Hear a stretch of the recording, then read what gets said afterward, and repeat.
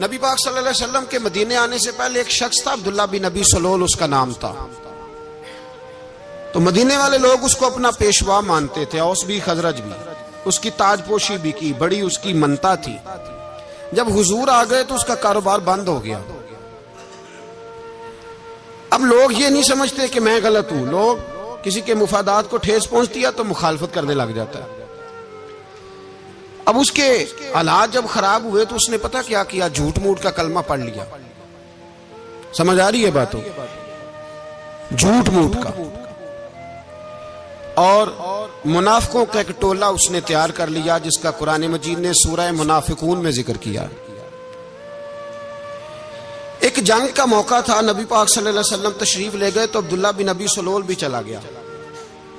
حضرت عمر فاروق رضی اللہ تعالیٰ عنہ کے ایک غلام تھے، وہ پانی لینے کنویں پہ گئے۔ ادھر سے انصار میں سے، چونکہ حضرت عمر کے غلام مہاجر تھے، انصار میں سے ایک شخص پانی لینے پہلے سے آیا ہوا تھا۔ پانی بھرنے میں کوئی اختلاف ہو گیا، جھگڑا ہو گیا، مار کٹائی تک نوبت آ گئی۔ حضرت عمر کے غلام نے کچھ چیز مار دی، اس شخص کو زخمی ہو گیا۔ اس نے پکارا، عبداللہ بن ابی سلول نے سمجھا کہ موقع اچھا ہے، دوڑا ہوا آیا اور آ کر اس نے کہا، انصار مدینہ بھاگ کے آؤ، جلدی آؤ، اور بڑے غلط جملے استعمال کیے۔ کہنے لگا اگر ان لوگوں کو تم اپنا بچا کچا کھانے کو نہ دیتے مہاجروں کو تو آج یہ تمہارے سر پہ نہ بیٹھتے۔ معاذ اللہ، ایسی باتوں پہ کہا کرے، بولے یہ روزمرہ کی گفتگو میں عادت بنائیں، کوئی ایسی بات کرنی ہو تو معاذ اللہ استغفر اللہ کہہ کے کرنی چاہیے۔ اس نے کہا کہ معاذ اللہ اب ان کو بچا کچا نہ دیں تو یہ ہمارے سر پہ نہ بیٹھتے۔ شور کیا اس نے۔ ہمارے ہاں بھی سیانے بندے پنچایت کے لوگ وہ کہتے ہیں تو اس برادری کے بچے سے ہی مار کھا ہے، پتہ ہی نہیں چلا، جا اسے مار کے آ، سر پھاڑا، یہ کار پھوڑ دے اس کا سر، اور دیکھ میں دیکھ لوں گا بعد میں جو ہوگا۔ یہ عقل مند لوگوں کے مشورے نہیں، یہ جاہل لوگوں کے مشورے۔ ناراض نہ ہونا، پر یہ نبی پاک صلی اللہ علیہ وسلم نے فرمایا ہے، حضور کا فرمان ہے۔ یہ کن لوگوں کا کام ہے؟ بول کے بتائیں، بول کے۔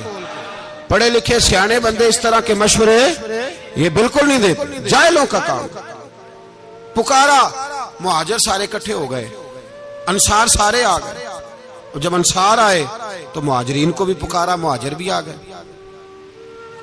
اب وہ گتھم گتھا ہونے لگے تو کسی نے جا کے محبوب پاک کے کان میں کہا، یا رسول اللہ وہاں تو مہاجر انصار لڑنے لگے، وہ پرانی لڑائیاں پھر سے جاگ گئی ہیں۔ نبی پاک تشریف لائے، حضور نے وہاں لفظ بیان کیے، فرمایا یہ تم نے کیا جاہلوں جیسا کام شروع کیا ہوا ہے؟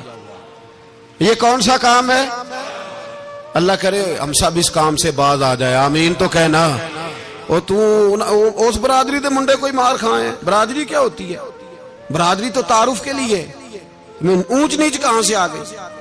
کہا میرے رسول پاک علیہ الصلوۃ والسلام نے، فرمایا تم جاہلوں جیسے کام کر رہے ہو۔ صلح کرائی، بات رفع دفع کرائی، لوگ چلے گئے، معاملہ ٹھنڈا ہو گیا۔ لیکن عبداللہ بن سلول نے کہا کہ میں یہ موقع خالی نہیں جانے دوں گا۔ پھر گیا وہ اور جا کے انصار مدینہ سے کہنے لگا، ایک دفعہ جا لینے دو مدینے، تم نے میری بات نہیں نہ سنی تو جو وہاں بڑے سردار بیٹھے ہیں ان سے بات کروں گا، اور معاذ اللہ ثم معاذ اللہ ہم ان بے عزت لوگوں کو مدینے سے نکال دیں گے، وہاں صرف عزت والے رہیں گے۔ یہ غلط جملے اس نے ادا کیے جس کو قرآن پاک نے سورہ منافقون میں بیان فرمایا ہے۔ اس نے یہ بات کی، ایک صحابی تھے حضرت زید رضی اللہ تعالیٰ عنہ، وہ سن رہے تھے، آ کے عرض کی، یا رسول اللہ صلی اللہ علیہ وسلم عبداللہ بن ابی سلول تو اس طرح کہہ رہا ہے کہ مدینے جا کے عزت والے دوسروں کو نکال دیں گے، اور تم اگر اپنا بچہ انہیں نہ دیتے تو معاذ اللہ آج یہ ایسا نہ کرتے۔ حضرت عمر نے بھی سن لیا، حضرت عمر نے بات سن لی، تلوار نکالی اور دوڑے۔ حضور نے بازو پکڑا، فرمایا کدھر جا رہے ہو؟ کہا یا رسول اللہ اگر آج سزا نہ دی تو کل اور بات بھی کرے گا، اور اگر آج ایک قتل ہو گیا تو باقی سیانے بن جائیں گے۔ یا رسول اللہ مجھے چھوڑے، میں ماروں گا۔ حضور نے فرمایا عمر چپ کر، وہ جھوٹ موٹ کا کلمہ پڑھتا ہے، لوگ کہیں گے کہ محمد ابن عبداللہ نے اپنے ساتھی مارنے شروع کر دیے۔ چپ کر، حوصلہ کر، صبر کر، دلیری کر۔ حضرت عمر کہتے ہیں میری حضور کے کہنے پر میں ٹھہر تو گیا، پر وہ میرے اندر جو آگ لگی ہوئی تھی ٹھنڈی نہیں ہو رہی۔ کہتے ہیں میں چپ تو کر گیا۔ نبی پاک علیہ الصلوۃ والسلام نے پوچھا عبداللہ بن نبی سلول سے تو نے یہ کہا ہے؟ کہنے لگا حاشا وکلا، میں نے بات ہی نہیں کی نا۔ اب لوگ کہنے لگے کہ زید تو نوجوان ہے، تو یہ بوڑھا آدمی ہے، چلو صحیح کہتا ہوگا۔ حضور بھی خاموش ہو گئے۔ اللہ پاک نے قرآن مجید نازل فرما دیا، فرمایا اللہ نے سن لی ان کی بات جنہوں نے یہ کہا ہے، اور پھر لفظ بڑے حسین ہے، فرمایا یہ کہتے ہیں ہم عزت والے ہیں؟ نہیں، وَلِلَّهِ الْعِزَّةُ وَلِرَسُولِهِ وَلِلْمُؤْمِنِينَ، فرمایا عزت تو اللہ کے پاس ہے، اللہ کے رسول کے پاس ہے، اور عزت تو مومنوں کے پاس ہے، مومنین کے پاس عزت ہے۔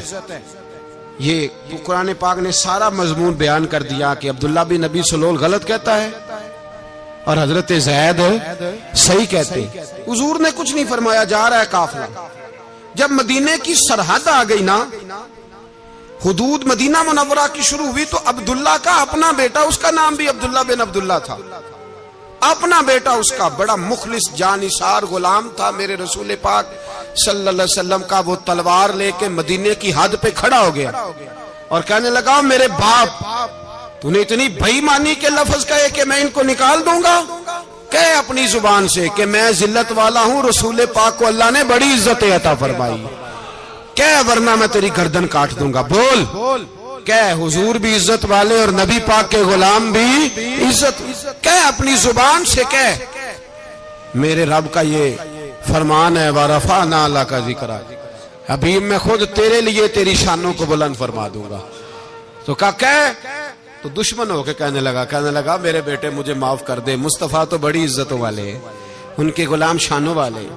جب بیٹا تلوار لے کے سامنے کھڑا ہوا، شہرت ہوئی، اب نبی پاک نے حضرت عمر کی طرف دیکھا، کہا عمر تیری بات صحیح تھی، اب جو ہوا یہ زیادہ صحیح تھا، وہ میں نے تجھے کہا حوصلہ کر، تدبر کر، وقت کا انتظار کر، یہ صحیح ہوا کہ وہ صحیح تھا۔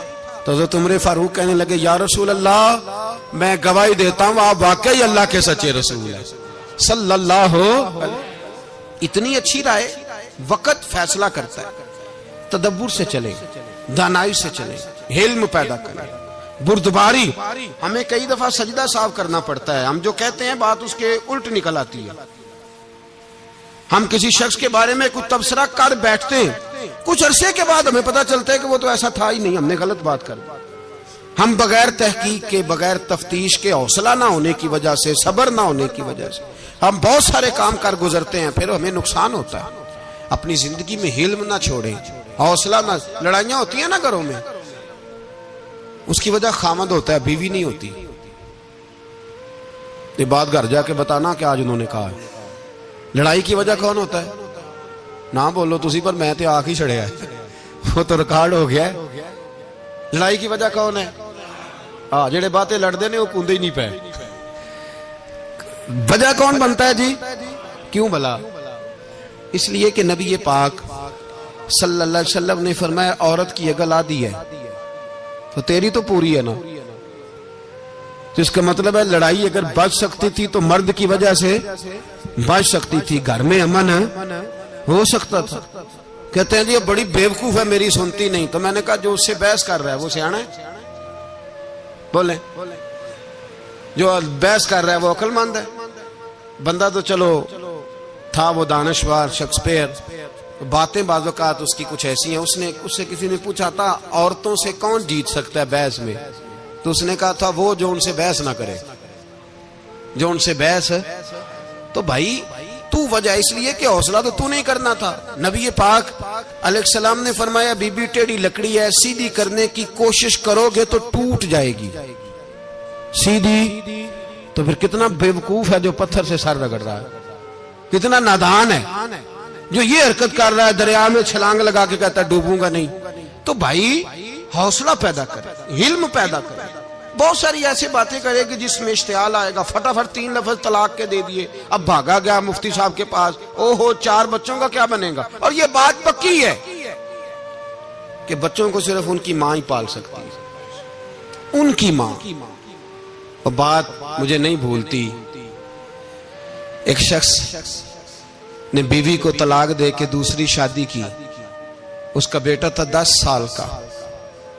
تو اس نے اپنے بیٹے سے کہا کہ بیٹے بتا پرانی اماں صحیح تھی یا یہ صحیح ہے؟ اس نے کہا نہیں ابا وہ تو جھوٹ بڑے بولتی تھی، یہ صحیح ہے. وہ جھوٹی تھی، وہ جھوٹ بڑے بولتی تھی میری سگی اماں، یہ سچ بولتی ہے. اس نے کہا وہ کیسے؟ کہنے لگا اس لیے کہ میں کوئی شرارت کرتا تھا تو میری سگی اماں مجھے تھپڑ مارتی تھی اور کہتی تھی تجھے روٹی نہیں دینی، جا دوڑ جا گھر سے. تو میں دوڑ جاتا تھا تو جھوٹ بولتی تھی نہیں دینی، پھر آدھے گھنٹے کے بعد مجھے ڈھونڈنے لگ جاتی تھی، ڈھونڈ کے لاتی تھی، پھر میری منت کرتی تھی، پھر مجھے کہتی تھی نہ مجھے ستایا کر، پھر میرا ماتھا چومتی تھی، پھر میری مرضی کا کھانا بنا کے دیتی تھی، پھر میرے منہ میں لقمے ڈالتی تھی. جھوٹی تھی، پہلے کہتی ہے نہیں دینی پھر پیچھے بھاگتی ہے. یہ سچی ہے، میں شرارت کرتا ہوں تو تھپڑ مار کے نکالتی ہے، پھر میں منتیں کرتا ہوں پر روٹی نہیں دیتی، پیر پکڑتا ہوں نہیں دیتی. سچ بولتی ہے، اپنی بات پہ ڈٹ جاتی. او بھائی بچے اس کی ماں ہی پال سکتی ہے، تو نے 3 جملے کہتے سوچا ہی نہیں، تیرا کا گیا تو یہ تو نئی بیوی ملے گی، اور اس کا بھی کیا گیا، اس کو بھی شاید شوہر مل جائے. ان پھولوں کی پرورش صرف ان کا مالی کر سکتا ہے، دوسرا کر سکتا؟ تو نے حوصلہ ہی نہیں کیا. ٹھیک ہے غلطی بی بی کی تھی پر تو مرد تھا نا، تیرے پاس تو دلیری تھی. فٹافٹ 3 طلاق کے جملے کہہ دیے. اور میرے رسول پاک علیہ السلام نے فرمایا جائز کام بڑے ہیں پر طلاق جائز تو ہے پر میرے رب کو پسند نہیں، اللہ کو پسند. تو نے مالی بگا دیا جس نے تیرے گھر کا باغ سینچنا تھا. تو بھائی یہ حوصلہ نہیں. درجنوں طلاقیں، 20 کیس، اور ابھی وہ شادی کے پورے کپڑے نہیں پہنے تو طلاق پہلے. اس کی وجہ یہ کہ حوصلہ نہیں، صبر نہیں، رضا نہیں. ہم احساس نہیں کرتے.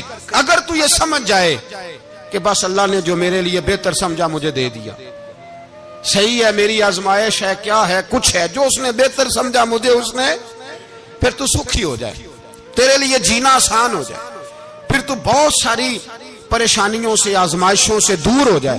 میرے نبی پاک علیہ السلام نے ہمیں حوصلہ کرنے کا حکم دیا، دلیری. 2-3 سال شاید پچھلے سال یا اس سے پچھلے سال حج کے موقع پہ نا ہمارے پاکستان میں تو بڑے بڑے انوکھے واقعات ہوتے ہیں. سننے سے کیا میں کہتا ہوں وہ عبرت کے لیے ہوتے ہیں. جعلی ویزے لگوا دیے حج کے کسی ایجنٹ نے، اللہ کے مہمانوں کو بھی لوگ لوٹ لیتے ہیں. معاذ اللہ، جعلی ویزے لگوا دیے. اور مزے کی بات یہ ہے کہ پاکستانی ایئرپورٹ سے گزر بھی گئے وہ ویزے والے، اور احرام باندھے لوگ جدے پہنچ گئے. 4 آدمی تھے، انہوں نے ویزا دیکھا تو کہا نقلی آپ کو واپس جانا پڑے گا. اگلی فلائٹ سے وہ لوگ واپس آئے. آپ مجھے بتائیے ان کی جب وہ چھوٹے چھوٹے کلپ آئے، میڈیا نے ان کی باتیں سنی تو ان کے آنسو نہیں تھمتے تھے. ایک آدمی احرام باندھ کے گیا ہے، معمولی سمجھتے ہیں آپ؟ میرے جیسا غریب آدمی کبھی اس نے ارادہ کیا اور مدینے جانے کا لیٹ ہو جائے تو کلیجہ پھٹنے کو آتا ہے. کچھ مجبوریاں پیروں میں آ جائے، نہ جا سکے تو پتہ نہیں کتنی توبہ کرنے کو دل کرتا ہے کہ کہیں غلطی تو نہیں ہو گئی، کوئی ایسی بات تو نہیں نکل گئی. یقین کریں طبیعت پریشان ہو جاتی، یار کوئی ایسا کام تو نہیں ہو گیا جس کی وجہ سے یہ بات ہوئی. 4 آدمی لوٹ آئے، حالات خراب ہو گئے، لوگ رو رو کے قصے سناتے تھے. لیکن میرے رسول پاک علیہ السلام کا حوصلہ دیکھو. حضور کعبے کا بھی کعبہ، حضور مالک، حرم کے مالک مطلق، جن کے صدقے اللہ نے کعبہ کو بیت اللہ بنایا. حاجیو آؤ شہنشاہ کا روضہ دیکھو، کعبہ تو دیکھ چکے اب کعبے کا بھی کعبہ دیکھو. حضور 1400 صحابہ کو لے کے گئے عمرہ کرنے. مقام حدیبیہ پر پہنچے تو کافروں نے روک لیا، ہم عمرہ نہیں کرتے. تو اور میں خادم اور جو وارث و مالک ہیں 1400 صحابہ، ہم نہیں عمرہ کرنے دیتے، واپس جائیے. صلح لکھی جا رہی ہے. صلح کی شرطیں کیا ہیں؟ مکے سے کوئی آدمی غلطی سے بھی مدینے چلا گیا، مکے کا آدمی تو مسلمان اگر ان کے ظلم سے تنگ آ کے، مکی مسلمان کافروں کے ظلم سے تنگ آ کے مدینے چلا گیا تو مدینے والے واپس کریں گے. اور اگر مدینے سے کوئی شخص غلطی سے بھی مکے چلا گیا تو مکے والے واپس نہیں کریں گے. اتنی سخت شرائط. حضرت عمر غصے سے کانپنے لگے, صحابہ پریشان ہیں, پر میرے رسول پاک نے صبر دکھایا, حوصلہ, تدبر. یہ تدبیر ہے, صبر ایک بہترین تدبیر ہے, اگر کوئی اپنائے تو بہترین طریقہ ہے. حضور نے فرمایا ہمیں منظور ہے, صلح کرو. اور اتنا سخت حکم ہے, کہنے لگے 1400 احرام والے واپس جائیں, بعد میں آنا, اس وقت نہیں عمرہ کرنے دیں گے. میرے نبی پاک علیہ السلام, مجھے بتاؤ, مجھے اور آپ کو دکھ ہوتا ہے تیاری ہو تو پروگرام رہ جائے, تو اگر احرام باندھا ہو اور اللہ کے رسول نے بندھوایا ہو تو حضور واپس لوٹنے لگے تو کتنی تکلیف کی بات ہے. حضور نے فرمایا چلو آئندہ آئیں گے. معاہدہ لکھا جا رہا ہے, حضرت علی معاہدہ لکھ رہے ہیں. لکھو محمد الرسول اللہ صلی اللہ علیہ, محمد الرسول اللہ صلی اللہ علیہ وسلم اور قریش مکہ کے بیچ معاہدہ. یہ تحریر لکھی جا رہی تھی تو ابو سفیان بول پڑا, کہنے لگا جی ہم محمد الرسول اللہ نہیں لکھنے دیں گے معاذ اللہ, یہی تو ہمارا جھگڑا ہے. اگر آپ کو رسول اللہ مان لیا تو پیچھے رہ کیا گیا, محمد ابن عبداللہ لکھے. حضور نے حضرت علی سے فرمایا رسول اللہ کاٹ کے محمد ابن عبداللہ لکھو. حضرت علی لکھ رہے تھے, محمد رسول اللہ لکھا تھا, فرمایا رسول اللہ کاٹ کے محمد ابن عبداللہ لکھو. تو حضرت علی کہنے لگے حضور مجھے یہ لفظ کاٹنا نہیں آتا, حضور مجھے یہ لفظ کاٹنا. کسی صحابی نے اعتراض نہیں کیا کہ لکھنا آتا تھا, کہا مجھے کاٹنا. حضور نے دوبارہ کہا علی کاٹ دو. کہا یا رسول اللہ مجھے یہ لفظ کاٹنا نہیں آتا. میرے حبیب نے تیسری دفعہ کہا علی کاٹو. تو شیر خدا نے قلم چھوڑا, ہاتھ باندھے اور کھڑے ہو کہنے لگے محبوبہ مجھے تیرے قصیدے لکھنے آتے ہیں, کاٹنے کوئی نہیں آتے. میں مجبور ہوں, مجھ سے نہیں ہوتا. کوشش کرتا ہوں, نہ قلم اٹھتا ہے نہ ہاتھ چلتا ہے. میرے حبیب پاک نے قلم پکڑا اور لفظ رسول اللہ خود کاٹ کے محمد ابن عبداللہ کرایا. بھائی وقت گزر گیا, صلح ہو گئی. یہ تدبر, یہ حوصلہ, یہ تدبیر میرے نبی نے فرمائی. اب تو 1400 کو مکے نے نہ داخل ہونے دیا, لیکن 1 سال ہی گزرا, تھوڑا ہی وقت گزرا, میرے رسول پاک 10,000 کو لے کے مکے میں داخل ہو گئے. 10,000. اس نے فائدہ دیا. حکمت کیا تھی, تدبر کیا تھا. قریش روز لڑائی کرنے آ جاتے تھے, تبلیغ ہی نہیں کرنے دیتے تھے. ان سے صلح ہو گئی تو نبی پاک نے کیسر کو خط لکھا, کیسر روم کو, ہرکل کو. دور دراز تبلیغ پھیل گئی, مسلمان 100,000 سے زیادہ ہو گئے. ان کی طرف سے اب وہ لڑائی بند ہو گئی. میرے حبیب پاک علیہ السلام کے حوصلے نے کمال دکھایا, اس تدبیر نے فائدہ دیا امت مسلمہ کو. 10,000 کا لشکر لے کے حضور کعبے میں داخل ہوئے. کل جو ابو سفیان کہتے تھے نا محمد رسول اللہ لکھنے نہیں دوں گا, آج وہ خود کہہ رہے تھے اشہد ان لا الہ الا اللہ واشہد ان محمد رسول اللہ صلی اللہ علیہ. کل جو کہہ رہے تھے کہ میں یہ لفظ نہیں لکھنے دوں گا, آج ابو سفیان کی حویلی میں لاکھوں لوگ, ہزاروں لوگ بیٹھے تھے اور سارے کہہ رہے تھے محمد الرسول اللہ, محمد الرسول اللہ, محمد الرسول اللہ صلی اللہ علیہ وسلم. میرے محبوب کی تدبر نے, فقاہت نے, اور پھر کمال ہوا. 1400 کہاں اور 1,44,000 کہاں. 1400 کہاں اور 1,44,000. 1400 کو نہیں جانے دیا عمرہ کرنے. میرے رسول پاک 1,44,000 کو لے کے حج کرنے چلے گئے. حضور نے حج کیا, ہر طرف لبیک لبیک کی صدائیں بلند ہوئی. یہ میرے نبی پاک کا تدبر ہے, حوصلہ ہے. اگر وقتی طور پہ حوصلہ کر جاؤ گے, دلیری کر جاؤ گے, آنے والا وقت آسان ہو جائے.